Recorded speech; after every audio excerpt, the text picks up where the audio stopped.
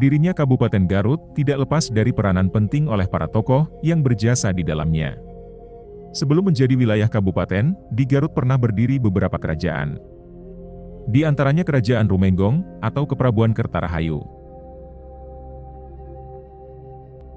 Kerajaan ini berdiri pada abad 14 akhir, atau sekitar tahun 1415 Masehi. Dan didirikan oleh Prabu Rakean Layaran Wangi atau Prabu Jayakusuma. Kerajaan ini, kala itu berpusat di Kampung Buniwangi Poronggol, Desa Ciwangi, Kecamatan Limbangan, Kabupaten Garut.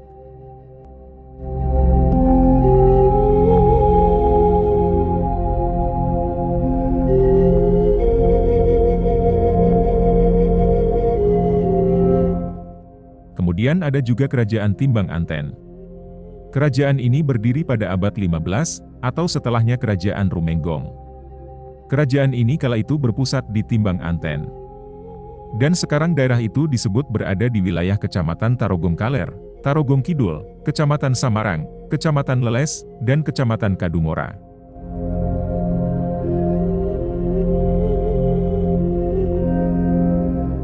Berikutnya ada lagi Kerajaan Limbangan.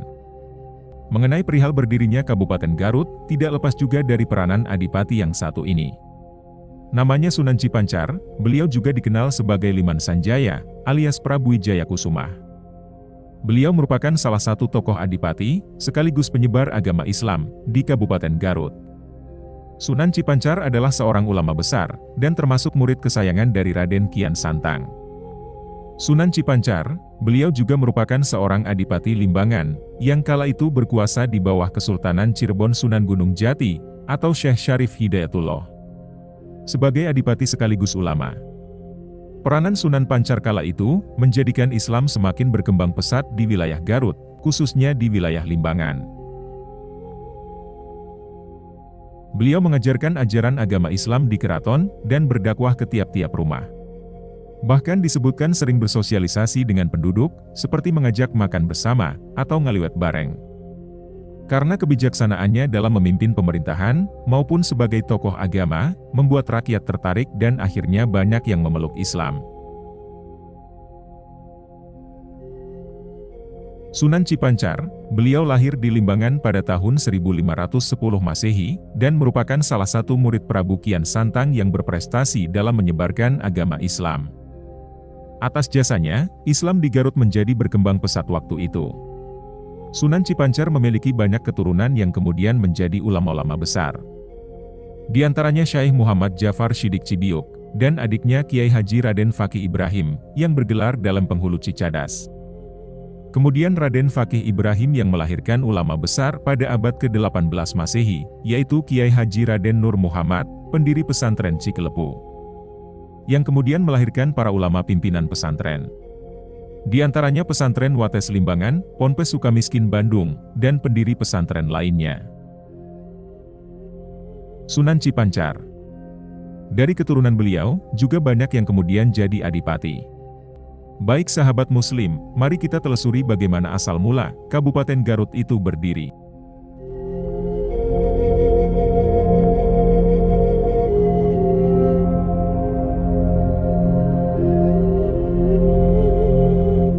Pada tahun 1811 Masehi, Kabupaten Limbangan mengalami pembubaran wilayah oleh Gubernur Dandels.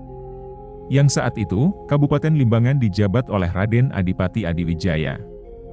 Kemudian pada tanggal 16 Februari 1813 Masehi, Letnan Gubernur Raffles telah mengeluarkan surat keputusan tentang pembentukan kembali Kabupaten Limbangan yang beribu kota di Suci. Untuk sebuah kota kabupaten, ternyata daerah Suci dinilai tidak memenuhi persyaratan. Sebab daerah tersebut kawasannya cukup sempit. Kemudian Bupati Limbangan, Adipati Adiwijaya membentuk panitia untuk mencari tempat yang cocok bagi ibu kota kabupaten. Pada awalnya, panitia menemukan daerah Cimurah, yang jaraknya sekitar 3 km sebelah timur dari Suci. Saat ini kampung tersebut dikenal dengan nama Kampung Pidayuheun. Akan tetapi di tempat tersebut, air bersih sulit diperoleh. Sehingga tidak tepat menjadi ibu kota.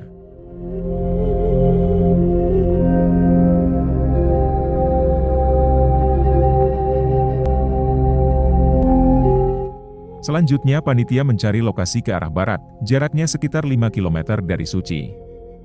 Pada akhirnya, panitia mendapatkan tempat yang cocok untuk dijadikan ibu kota.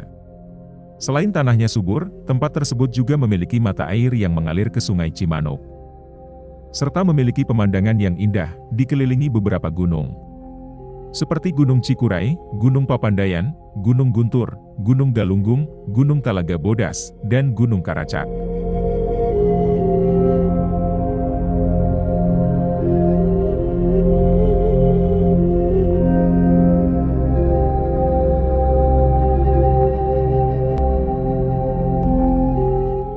Saat ditemukan mata air berupa telaga kecil, yang tertutup semak belukar berduri, seorang panitia kakarut, atau tergores tangannya sampai berdarah. Dalam rombongan panitia, turut pula orang Belanda yang ikut membenahi, atau ngabaladah tempat tersebut. Ketika melihat tangan salah seorang panitia berdarah, orang Belanda itu langsung bertanya, "Mengapa tangannya berdarah?" Lalu orang yang tergores menjawab, "Tangannya kakarut." Orang Eropa atau Belanda tersebut menirukan kata kakarut dengan lidah yang tidak fasih, sehingga sebutannya menjadi gagarut. Sejak saat itulah, para pekerja dalam rombongan panitia menamai tanaman berduri itu dengan sebutan Ki Garut, dan telaganya dinamai Cigarut.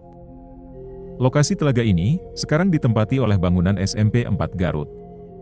Dengan ditemukannya Cigarut, daerah sekitar itu dikenal dengan nama Garut. Cetusan nama Garut tersebutlah direstui oleh Adipati Adiwijaya untuk dijadikan ibu kota Kabupaten Limbangan, dan sekarang ibu kota Kabupaten Garut.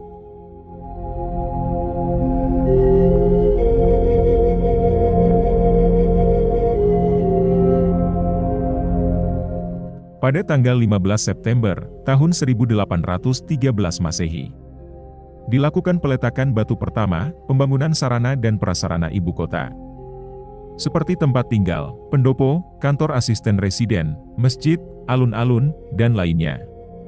Kemudian setelah pembangunan selesai dikerjakan, sekitar tahun 1821 Masehi, ibu kota Kabupaten Limbangan pindah dari Suci ke Garut, berdasarkan surat keputusan Gubernur Jenderal pada waktu itu.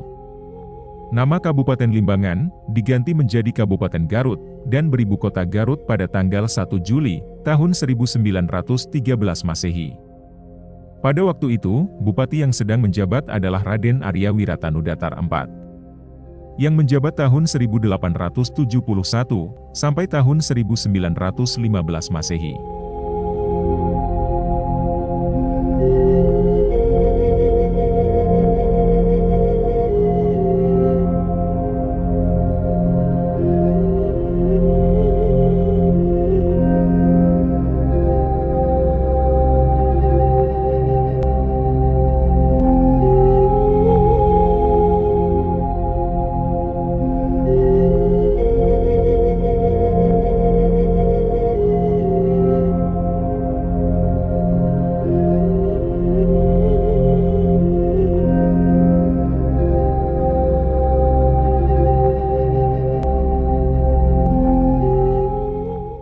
Sahabat Muslim Garut, berikut adalah nama-nama adipati atau bupati dari masa ke masa.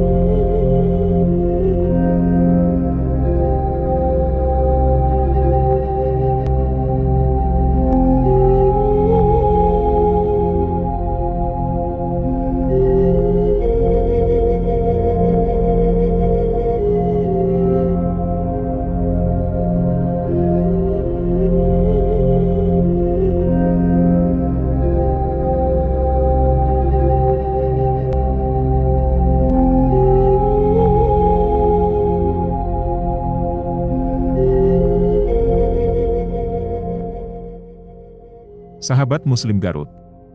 Berikut adalah nama-nama bupati, mulai dari pejabat pertama, hingga tahun 1998. Semoga konten ini dapat menambah wawasan edukasi untuk warga Jawa Barat, dan khususnya warga Kabupaten Garut. Sehingga mengetahui sejarah asalnya, dan tidak lupa akan jasa peranan orang-orang terdahulu. Jika ada perbedaan pendapat mengenai konten ini, silahkan tinggalkan di komentar, dan sertakan referensinya. Tunggu video kami selanjutnya. Assalamualaikum warahmatullahi wabarakatuh.